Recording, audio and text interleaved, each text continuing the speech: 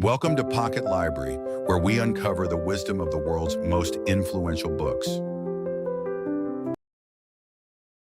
Today we're diving into Sapiens, A Brief History of Humankind by Yuval Noah Harari, a powerful and sweeping exploration of humanity's evolution.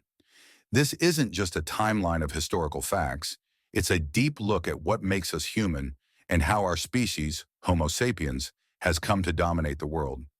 Harari's book is organized around four key revolutions: the cognitive revolution, the agricultural revolution, the unification of humankind, and the scientific revolution.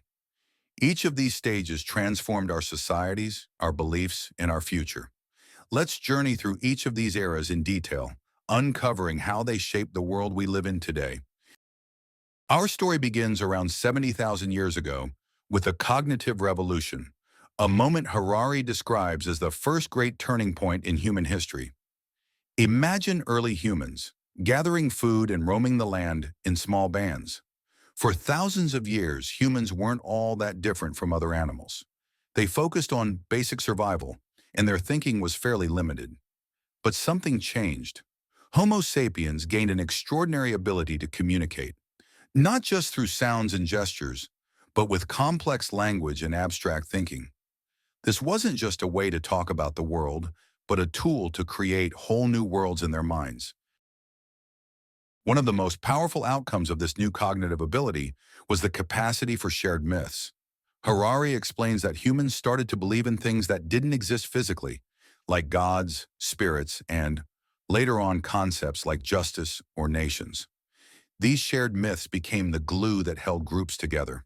Because humans could bond over ideas, they could cooperate in numbers far greater than any other animal species. This ability to collaborate allowed us to hunt more effectively, survive in harsh environments, and eventually spread across every continent. Harari calls it our secret weapon, a trait that turned Homo sapiens from just another primate into the world's most dominant species. From there, Harari leads us to the agricultural revolution, which started around 12,000 years ago and marks the next big shift in human society.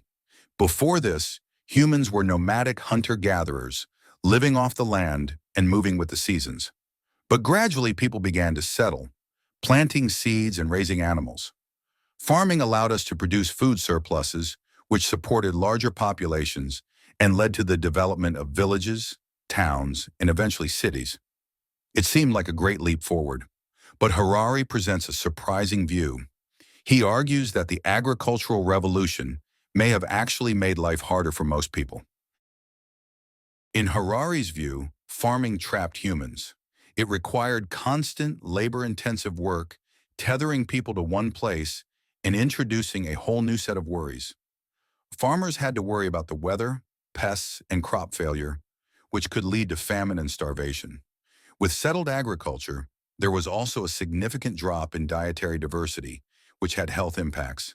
And with farming came private property, creating a divide between those who had land and those who didn't.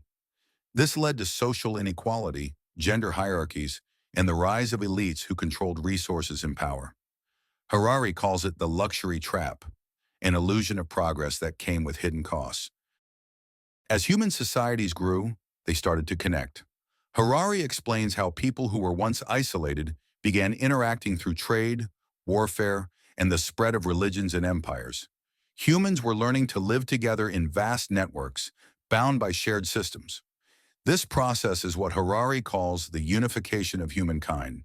Empires, for instance, didn't just conquer lands, they integrated different people and cultures under shared laws, languages, and trade systems. Rome, for example, wasn't just a powerful empire, it was a unifying force that brought different people into one civilization, building roads and setting up legal structures that encouraged trade and cooperation. Religion, too, played a powerful role. Harari explains that religions like Christianity, Islam, and Buddhism introduced shared moral frameworks that helped people from different backgrounds feel connected. Money also acted as a unifier. By standardizing currency, people from distant lands could trade without needing to share the same language or beliefs. Empires, religion, and money all became tools that connected human societies, leading to the globalized world we know today.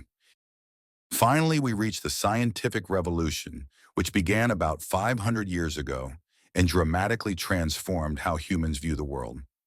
Unlike previous ages, this was a period when people began to challenge traditional beliefs, seeking knowledge through observation, experimentation, and reason. Harari emphasizes that this period was unique because, for the first time, humans openly acknowledged that they didn't know everything.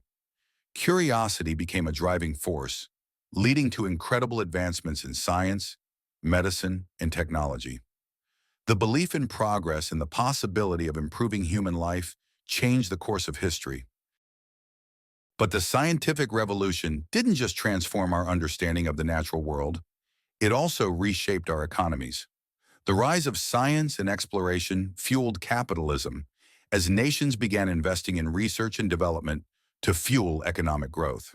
The Industrial Revolution soon followed, introducing mass production, urbanization, and global trade on a massive scale. The modern economy as we know it emerged from this period, bringing unprecedented wealth and technological power. But as Harari points out, capitalism also has its dark side. It created vast inequalities and led to the exploitation of both people and the planet, setting up a complex relationship between human prosperity and environmental sustainability. As Sapiens draws to a close, Harari brings us into the present and raises questions about the future of humankind. We've reached a stage where technology gives us the power to alter our biology, design artificial intelligence, and even engineer the environment. These advancements are remarkable but also dangerous, challenging us to ask, where is humanity headed? Harari warns that we may be on the verge of creating a post-human species, one that could live indefinitely or be partly artificial. He leaves us with an unsettling question. As we keep pushing the boundaries of what it means to be human, are we preparing to evolve into something entirely new? In Sapiens, Harari doesn't just tell us what happened in history, he challenges us to think about how history has shaped us and to question the costs of our progress. His insights remind us that every leap forward, whether in agriculture, empire, or technology, comes with sacrifices. Are we better off today than we were as hunter-gatherers? What have we gained and lost on our journey? And perhaps most importantly, what should we do with the immense power we now hold? Thanks for joining us at Pocket Library. We hope today's journey added something valuable to your day. Don't forget to like and subscribe for more dives into great books. Until next time, keep exploring and keep learning. In a quiet nook where stories grow, whispers of the past begin to show. Pages turn with tales untold in the flicker of a candle's glow. Curiosity writes every line.